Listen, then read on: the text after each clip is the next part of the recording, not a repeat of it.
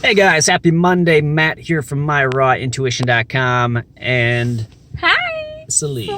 Celine. Okay, so we're just going over my lunch right now. Celine is still getting ready. We gotta get to the bus in just like a minute. So let's take a look at what I'm taking to work.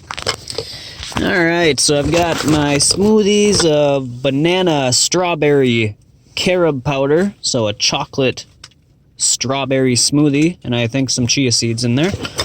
Oh yeah. Yeah, chia seed. Jar of distilled water.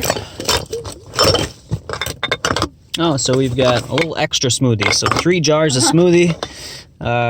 Jar of green juice, which is celery, orange, ginger, turmeric, power greens, and power greens. So that's just like kale, spinach, and some other mixed greens that we get at Costco. The jar of some dates and figs, and there's a few new kinds of dates in there. What kind did you get? Halloween dates. And 3 apples and 3 oranges. So there you have it, guys. I could tell my meals. Okay. They're the exact same as everything I had last week. And I'm going to eat them in the same order. Yeah? Yeah. Sweet. And I'm so excited. All right, me too. I'm excited.